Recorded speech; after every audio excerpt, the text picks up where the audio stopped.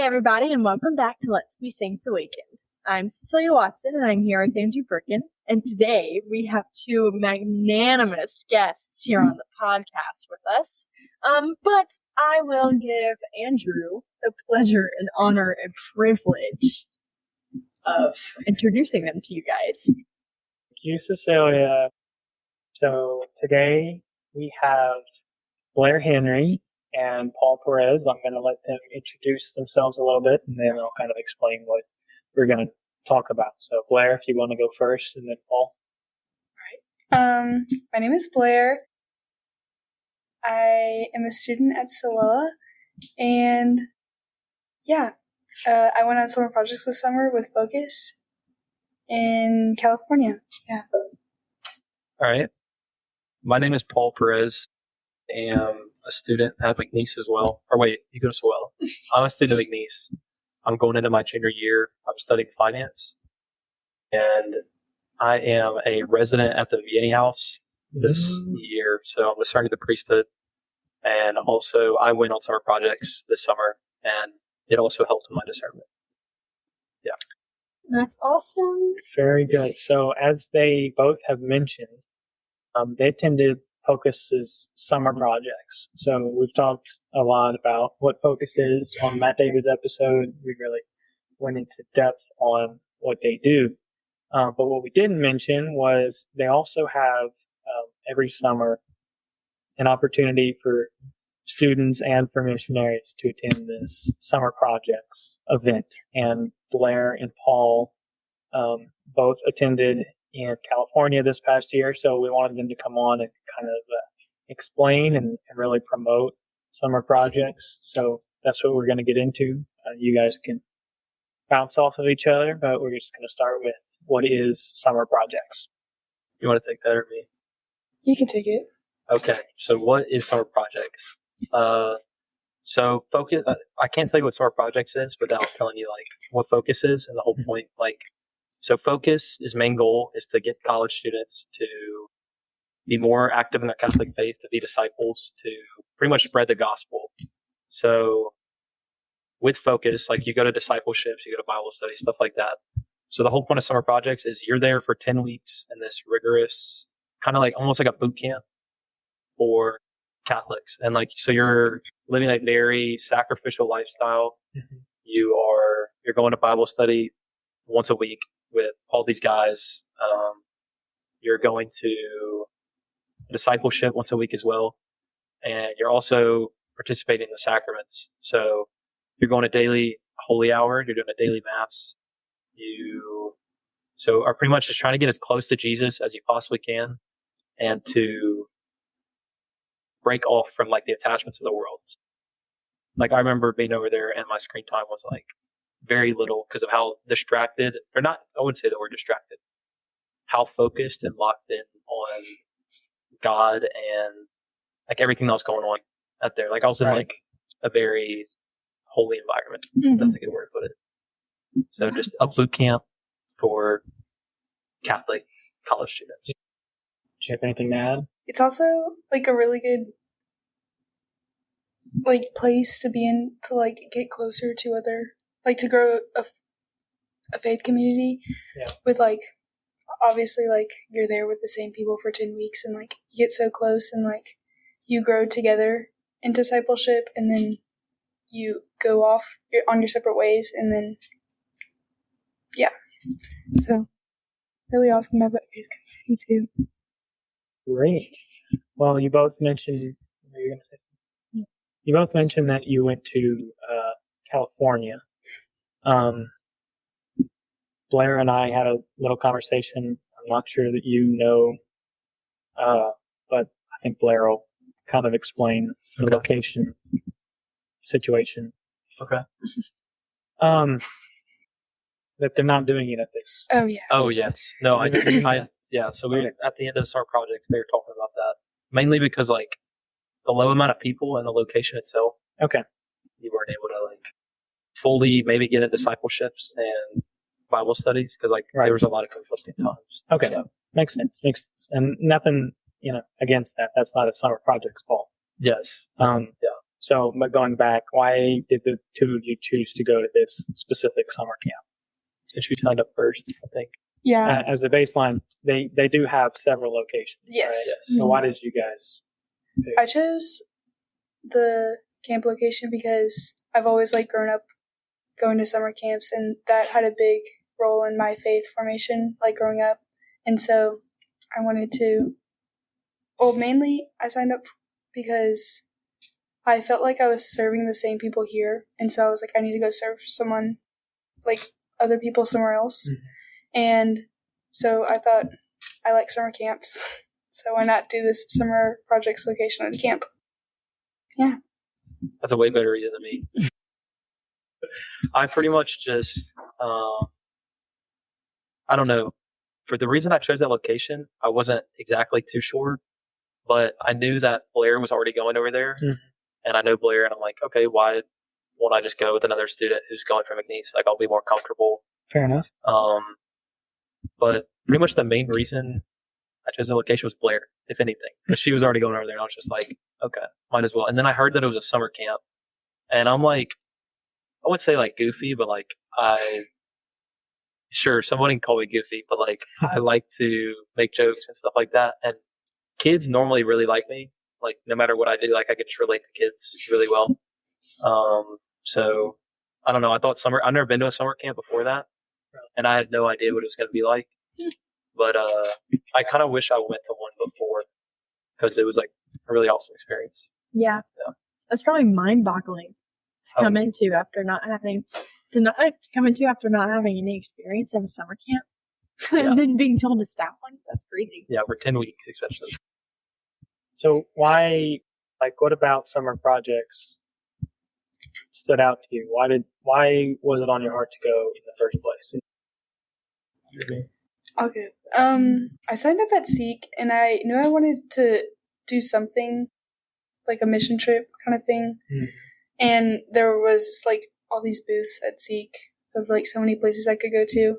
And I guess since like Focus just like felt familiar, and I knew that it was like a solid program, that's why I chose that. So I don't know. Cool. Okay. Yeah. For me, she signed up like how many months before did you sign up? I signed up in January. So she signed up like 7 months before. Okay. No. I'm sorry. I was holding my breath. I was holding my breath. Put a 6, 7 joke. I'm sorry. I'm so sorry. But okay, yeah, she signed up like way in advance, and mine was kind of like very last minute. I signed up like maybe a month or like a couple weeks before it was actually time to go out there. So I was in Exodus 40 with you actually, and I've kind of fallen away from like doing holy hours and like getting that time to like sit in front of God and the Blessed Sacrament. Right. And Exodus 40, as you know, like you're doing it for an hour every single day. Your prayer life, you're doing penances. So like you're getting this, you're fasting, which is improving your prayer life. So I don't know. I was kind of just sitting there and adoration one day, and God was just like, summer projects, like you should think about doing that. And then I was just like, bro, what are you talking about? Like, huh? Like I went to Seek earlier that year. I went with Blair, but yeah, and yes, and I went to summer projects, but I didn't really think about going on a mission trip or anything like that. Like it wasn't something I was drawn to. And yeah, kind of in prayer, God was just like, summer projects. I was like, okay, whatever. And I asked our missionary, Chris, and I was like, hey, do you know if there's any summer projects openings? And he said, no, I don't know. They might send something though, because last minute, like just in case people drop, they'll have some openings. And I was like, okay, just let me know. And then like 2 days later, he texts me back. He's like, oh, you're in luck. They just sent the email for summer projects. Like it just came in. So and they had like some spot. They really needed guys at Lolek because we only had 7 guys over there at the end, and they had left. They had like 5 before we originally signed up. Really? Yeah. So they really needed guys. So I was just like, okay, that's another reason I forgot. They really needed people. At the location. So yeah, and I just signed up. So pretty much just prayer led me to want to go to summer projects. Sweet. Anything to say? No.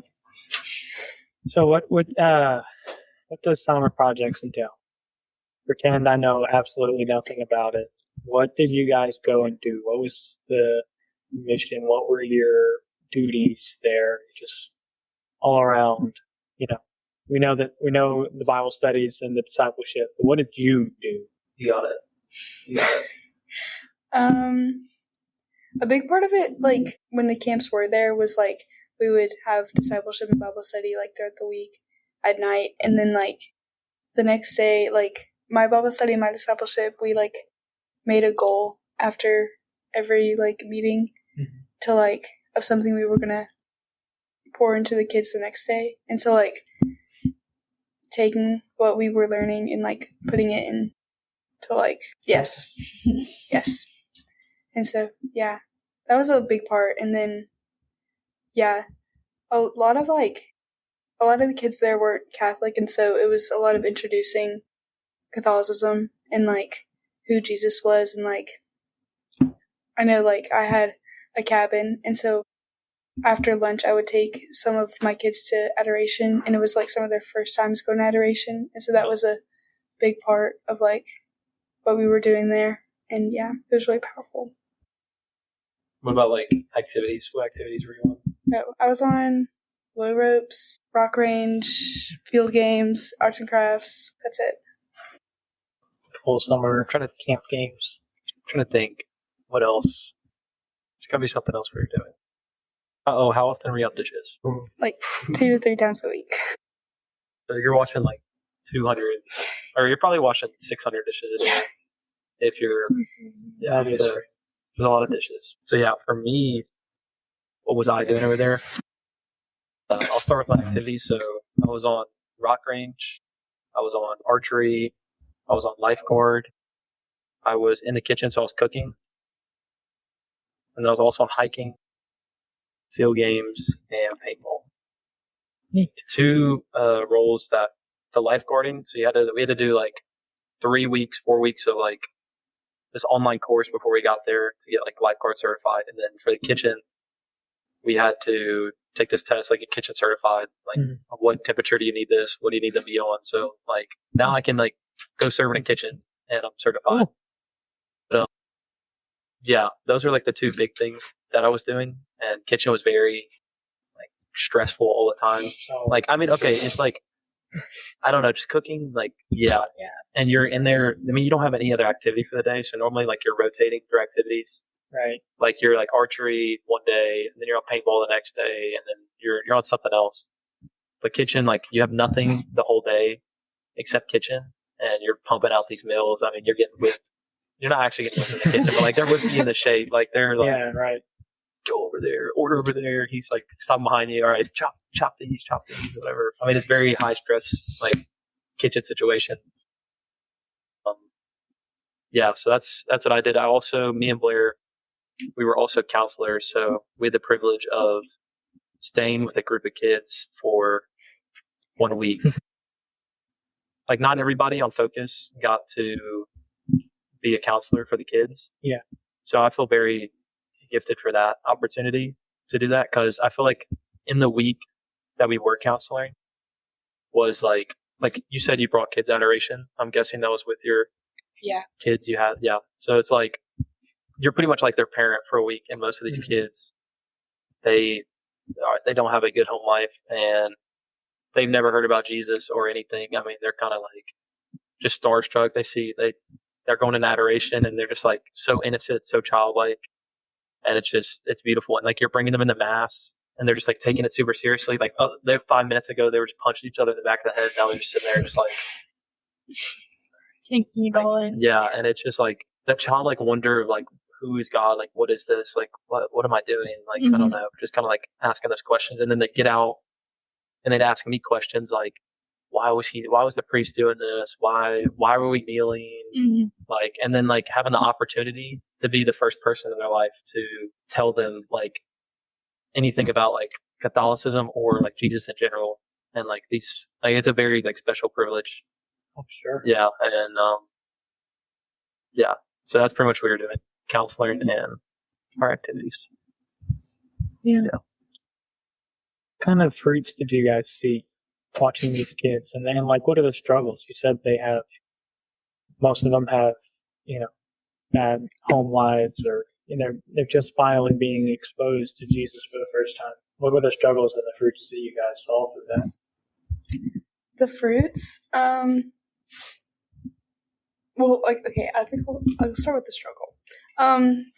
So my cabin in particular, we spend a lot of time with like our specific cabin, so I guess that's what I'll focus on. But my cabin, like during the day, would fight a lot. They were like 7-year-old girls, and so like someone would do something and it made someone else upset, and then but at night I would either read them a Bible story or we would like listen to worship music.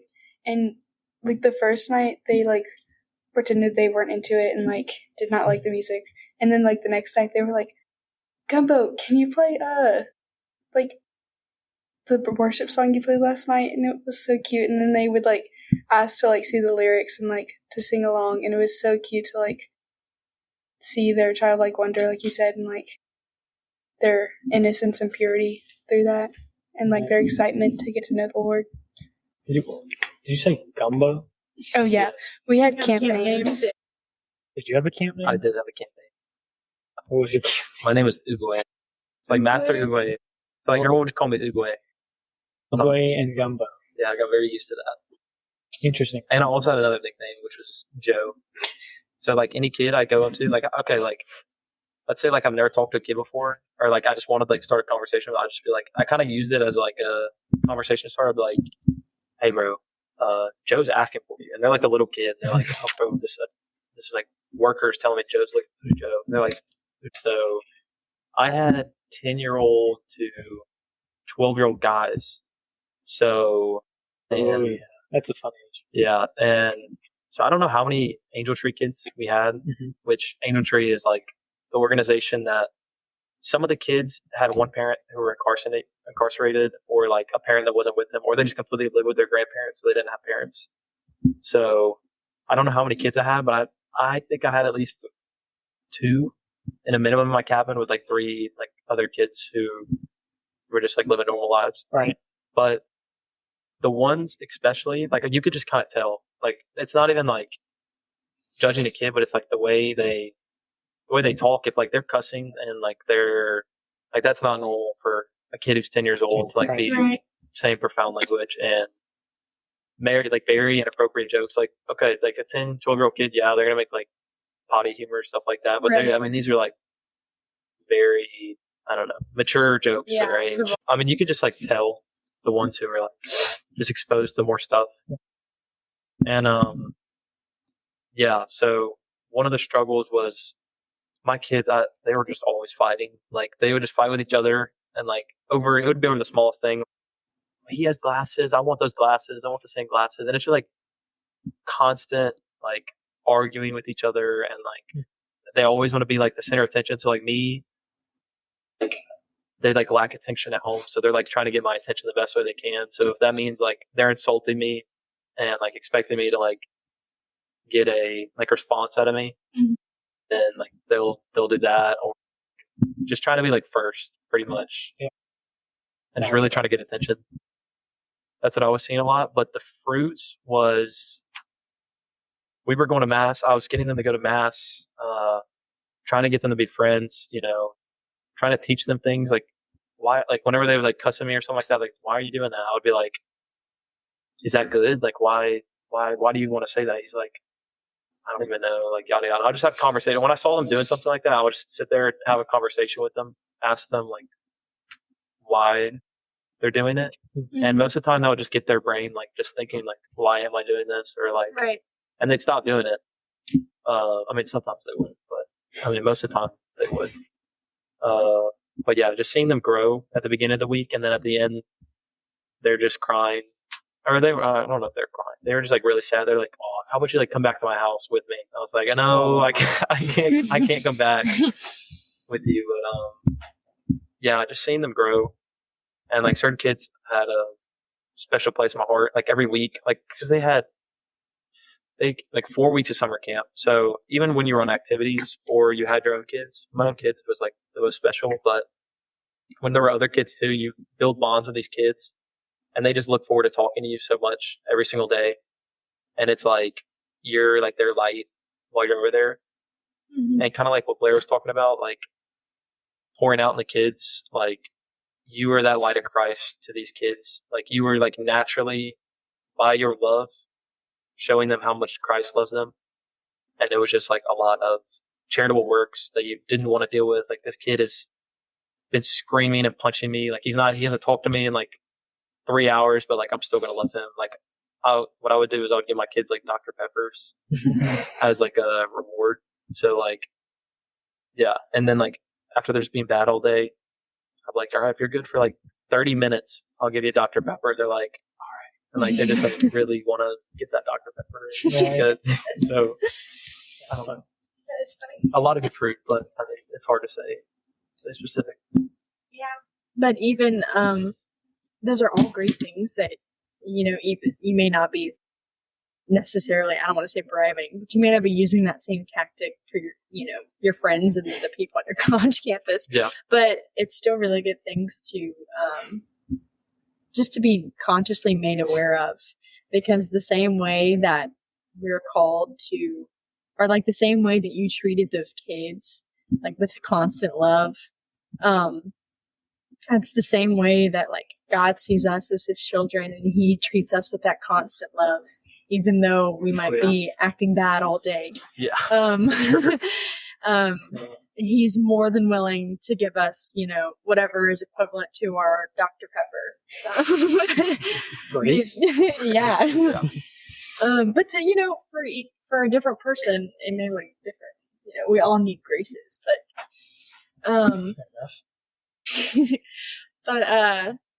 it's a good reminder to think about the fact that even though, and I mean, especially on a college campus where your community and surroundings is just so diverse, where it's like there are people who might be in total agreement with you and what you believe, and there are people who might kind of scoff at it and be like, well, okay.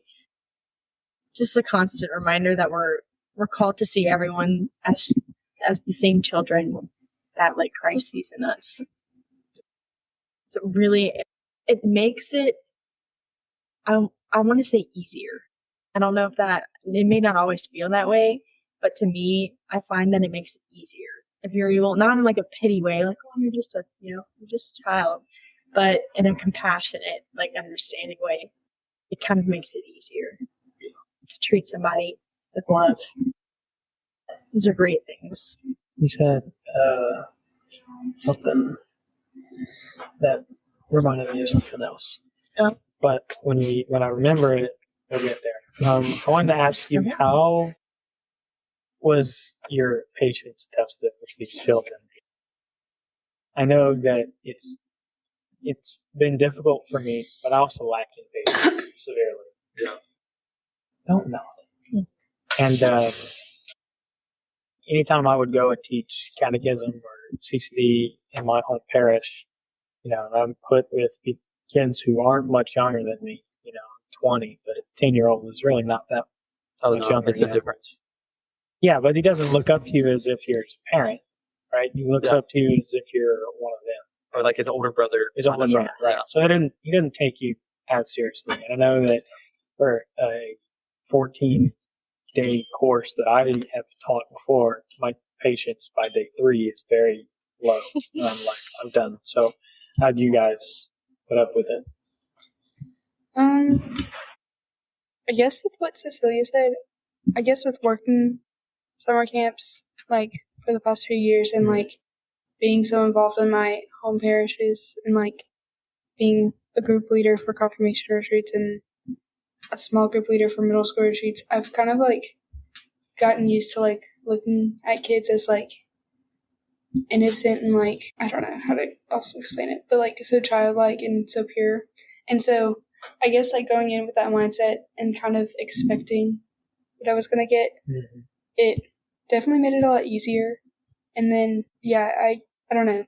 Specifically with my cabin, they would just, like, nitpick at each other, and then it would be fine in, like, 2 seconds. So But like to relieve some of those that stress within our cabin, I took them to adoration, and then we would just go sit in the chapel sometimes and like talk about like, why do you think this happened, or why do you feel this way? And then for girls, it works to like talk about your feelings and like talk it out, and so that definitely helped for my specific cabin. Adoration is always a great thing. Yeah.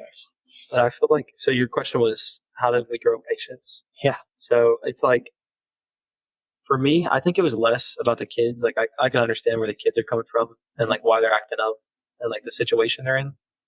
But for me, I feel like it was more hard to be patient with the actual other people we were there with. Really? Like, Blair's. Well, yeah. So if you're living with someone for 10 weeks and it's the same people, I mean, it's like, if you're around a small amount of time. Exactly. So if you're with people for that long, I mean, you're going to find some reason to be angry at another person.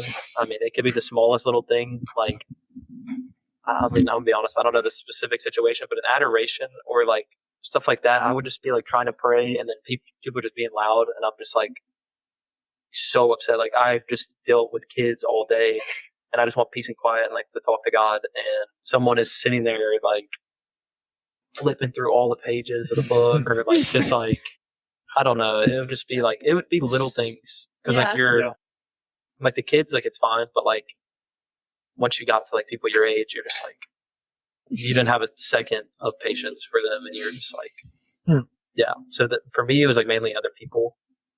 Like not the kid. The kids, I didn't really, I mean, they weren't too bad. Yes, they were annoying, but I kind of thought it was like cute pretty much. It's like, oh, this kid's like, I don't know. I just thought it was adorable, not like I wasn't getting upset. Because you could see where they were coming from. Exactly. But like just an adoration, and then other things too, like whenever we're doing work or something and I see someone's not like giving 100% of their effort when everybody else is, it's just like, oh my goodness, dude, like I'm about to lose it. Like I can't do it. And you have to do one more ditch than the other person. Yeah, or something, or just people be competing and like, I don't know. I mean, you live with people that long, you're going to find anything. Yeah. Like that's with if you have brothers and sisters, I mean, you're going to get angry with them. You feel that way about the guys in the 80 house? Yeah. Not yet. I mean, we've had like a couple. I'm kidding. You don't have to answer that.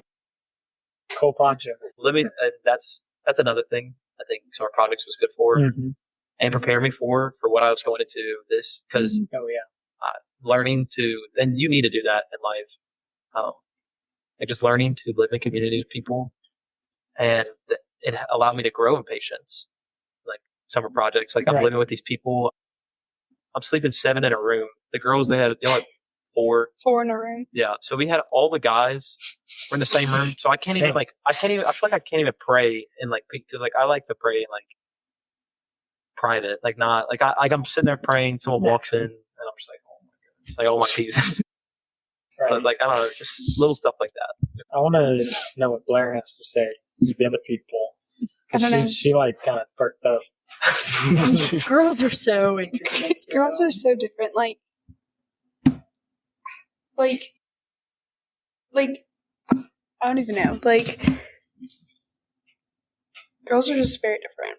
And like, 4 girls sharing one bathroom and one living space, and the rooms weren't like very big, and so like, and it was very hard to like keep the room clean, and like, so I think that also frustrated all of us, and so yeah. But also like, I think it's different at other summer projects locations because we only had 23 people, 16 girls, 7 guys, and so we're outnumbered. But I heard like Colorado and like the Michigan one had like hundreds or like 200s. Oh, wow. And so oh my gosh, it just depends on what location you are. I bet it's very different, but I would say like it's like we were all brothers and sisters, like we fought like brothers and sisters, and then like we're like bonded like brothers and sisters. And so that's true. I'm glad I went to a location with less people because I got to get close to all of them. Right. Because that's the thing, is that it's like hundreds of people at your summer project is probably super cool and really inspiring. But also how do you get to know 100 people in 10 Yeah. weeks? And you could if you really tried. That'd be difficult. Do you meet anyone that stands out to you? Scooter. Shout out Scooter. Stop it. No, it's just funny. I love Scooter. She's so inspiring. I love her. Where does Scooter live? University of Kentucky. Her real name's Lauren. Her name is Lauren? Yeah. Her real name. Oh, I thought her real name was Expert Scooter. I was like, what a great name. No. That was just your camp name. Scooter and Gumbo. Yep. And you said you were Oogway. Oogway. Yeah, they had a Shifu. I almost said Uwu, but that was... They had Shifu. Oh. They had Mantis. Oh. They had a Viper. They had everyone. No, they didn't have Kung Fu. They had the whole Oh. gang. Really? Almost had the whole gang. Almost. But that's what we were shooting for, but we weren't able to do it. I mean, Did you meet anyone cool? All the guys, I mean, it was just like we were all living in the same room, so at night, like everybody would just come sit on my bed. Like it would be, that sounds weird. I mean, everyone would just come sit on our bed. Like me and this guy named Hopper, we both have beds in a corner. Is his name Hopper or is it his No, name? that's his kid name. Okay. His name's Jackson. Cool. So we sat in the corner, and everyone would come. Like so, Ontario coach would come, Mario Keaton, he'd come sit on my bed, and then Luke Mantis, and then Carter, he would come, and we'd all just like sit there and we talk for like we get done at like we go back to the cabin at like 9:30, 10. We'd stay up till like 12 o'clock talking, or we'd just go outside and all talk about like life, like what are we gonna do after this? Like I hope we all still stay in touch. Like just a very like tight group of people. Like any problems we're facing, everyone's talking about it. They're completely just like opening up like everything. We're watching movies. We're watching Lord of the Rings. I mean, it's just like a lot of fraternities. Yeah, all the guys were amazing. that's awesome. And that's nice to have a community like that. Keeps you sane. Yeah, and like y'all were saying, we could have done that at summer projects with 100 dudes because the small group allowed us to be so much closer. I want to know, what do you guys know about the other location? I know the other day we talked, you mentioned one of them was like a resort. Yeah, So they're not all summer camps. What is the one in Colorado? It's like a resort. Laura went to that one. She said she did a lot of like, I know she worked with a lot with Christ in the City. And so like a lot of like homeless mission work. And then as far as, I think they worked at like a restaurant. Yeah. Possibly. Yeah. I think. I remember somebody, I don't remember who I was talking to. I don't think it was Laura, but someone telling me that they spent a lot of staff, focused staff, spent a lot of time cooking and serving for the people at the resort. Like very mundane. Yeah. Which is even kind of, I don't want to say cooler, but it is really cool because it's so mundane that it's like you may not even notice those people and think of them or like think anything of them, but because it's not anything like super extraordinary. But just little moments of serving. It's really good. I forgot. One of my buddies, Ontario, so his brother was at a different summer project, and he said he was working like it's like an 8-hour shift, and that reminds me that like summer projects teach you how to work a full-time job while keeping God the center of your life, which is the main point of summer projects, like getting that prayer in and then still going your job and living out like the discipleship life. But they don't get paid for it, do they? Oh yeah. Oh, no, they made way more money than us. I know for sure. What? Yeah. That's awesome. That is pretty cool. The last question that I had that you and I, Paul, we kind of talked about. I don't think we talked about it with Blair before. Was no, we did. The priests and the religious that were there that would come visit. Tell us about that. The brothers and the sisters. Could we pick our favorite? Actually, don't do that. Don't pick our favorite. Father. I mean, you can pick your favorite, but don't say that it's your favorite. We'll bleep it out. Yeah. We got a new priest every 2 weeks, and then so they would just like circulate, and so we got a lot of like different charisms, and but like incorporated into like spiritual direction, like other priests would do things differently, and so that was really beautiful to see, and like see. Yeah, it was. Yeah, I can't think of the right words, but yes. So we had, I think, 4 Dominicans, right? 4 Mhm. Dominicans. We had 4 Dominican priests. We had a group of, so sometimes we'd have groups too. Sometimes there'd be a singular priest, or there'd be 2 at the same time. Gotcha. And we had a group of Dominicans, Father Titus, Father Linus. We Shout have out. Father Mark Beard. Father John Mark. Father No, Mark. not the same one from Lafayette. People have been gonna asking say, about that. Father Mark He Beard has passed has away. passed away. Yes. Sad. No, not him. We had 2 legionnaires, Father Sean and Father Steve, and they were, oh man, they were awesome. Like, one read a rap video.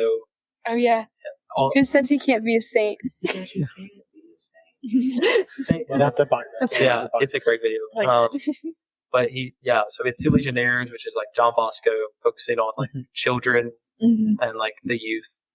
And then we had, they were Salesians. Those, Oh, They were yes. Salesians. Yes. Not, Okay. the legionnaire we had was Father Greg. He was our very first priest we had. And then we had Father Peter, who is an Oratorian.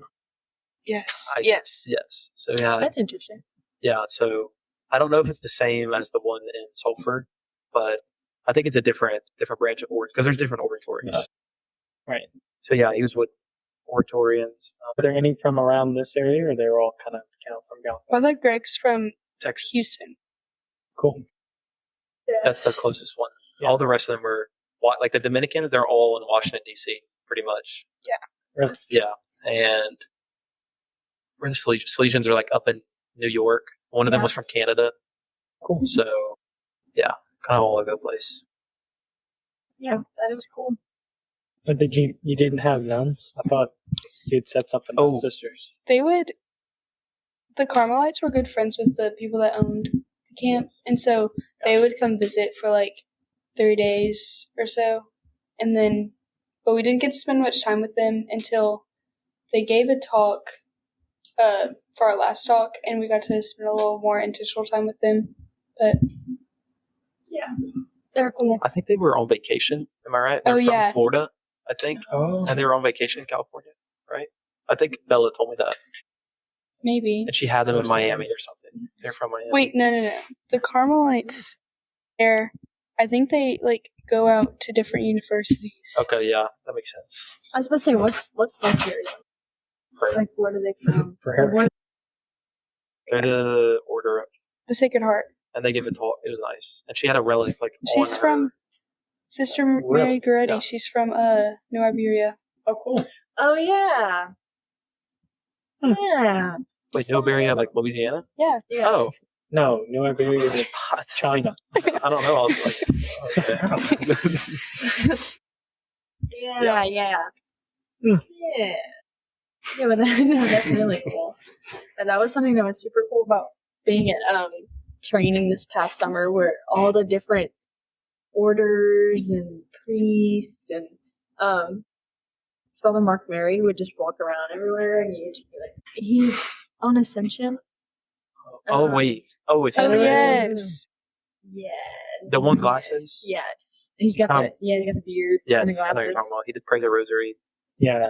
Yeah. So, it was Cool. crazy because you would be chilling in a confessional and you would walk in, and all of a sudden you'd hear him and you'd be like, oh my gosh, I'm in confession with Father Mary right now. And that's pretty cool. And that's like the example of focus. Like, it's like this small, like the Catholic community is so small. So these people you see like teaching you how to pray online, they're like doing these amazing talks. Like, oh my goodness, he's right there. And he was there all summer. Yeah. Like, he spent the entire summer with all of them, and we'd go to classes and hear spiritual direction and confession every day. Even the same thing. It was so cool because, sisters would come in from all over, and it was just so neat to think about, like, there's how big our church is, even though it might seem kind of silly to say or think about, but really it's just how big our church is. And you forget about all the different branches of orders and things like that, or how big even just religious life and holy orders itself is. It's so cool to see and witness and meet everyone. Yeah, absolutely. I do have like kind of a last question for you guys, is that what do you think would be your biggest takeaway from summer projects? Like when you were leaving, what were some of the main things that you were like, what do I want to bring back to Lake Charles with me? Lake Charles. Sorry. I think for me, I found a lot of joy in service while I was there. Like, even the dishes were, like, so, like, awful. Like, one of my friends has told me, like, you should be happy that you get to wash the dishes so the next person that eats on them can have a clean plate. So, That's Mother Teresa. yes. And then, so ever since then, I've had, like, so much joy in, like, serving other people, knowing that, like, knowing how I serve them, whatever, that I'll have a part in, like, serving them, and that I take joy in that. And so I hope that other people can watch me have joy in service and be inspired by that. Yeah. Yeah, I kind of agree with everything she's saying. Like, a lot of service. That's like, I mean, I'm being honest out there, like, all we did was think less about yourself and more about everybody else you're living with and all the kids that you're working for. So besides the service part, absolutely, I learned service, how to serve others, how to live with others. But mainly, like, the friendships I built out there. And it was like good Catholic, like, what should a good Catholic friendship community look like? Like that fraternity and brotherhood. Like, I just remember leaving, I was just like, dude, I don't want to leave. These guys are my brothers now. And like, just that strong friendship and, you know, the very special environment that we were in. We were in the mountains of California. For if someone from Louisiana, that's not like a normal thing. I can't just wake up every day, be 7,000 feet in the air, look out, it's a crazy view. Kind of just like grateful for the experience. Right. Yeah, and, like, absolutely. the time. Yeah. And in a world that's so, you know, do whatever makes you happy, you know, have this very selfish mindset in the secular world. All it takes is a little bit of service to realize how much we're really made for the other person. Like how much we are made not to live and to dwell in ourselves. Obviously, like I believe in you can't give what you don't have. Like, but also the more that you give to others, like God will give you the grace that you need. God will give you the graces that you need to be able to be equipped to help these people. But yeah, it's a great experience. I'm really glad you were able to go. Oh yeah. And share this with us and whoever listens. Thank you. For sure. Well, thank you both for taking the time. I appreciate it. Enjoy your free shirts. They are not dirty. No, they're not dirty. Don't worry, Paul. Would you do me a favor and end us out in a prayer? Yes, I can do that. Thank you. All right. In the name of the Father, the Son, and the Holy Spirit. Amen. Thank you, Lord, for this amazing opportunity to get on to this podcast and share the truth that we learned this summer in summer projects. I thank you for Blair, Cecilia, and Andrew. And I thank you for everyone that's listening to this podcast. I ask that you may fill us all with the Holy Spirit, that you may continue to allow us to sacrifice our own wills, to do what makes us holy, allow us to pick up our cross daily and to march after you. Just continue to live in that sacrificial love and to be guided by your Holy Spirit. Amen. Son, Eternal rest grant unto Charlie Kirk, O Lord. yes. Amen. Well, thank you both. We're back up in prayer. No. Thank you both. It's been a pleasure. Thank you. Of course.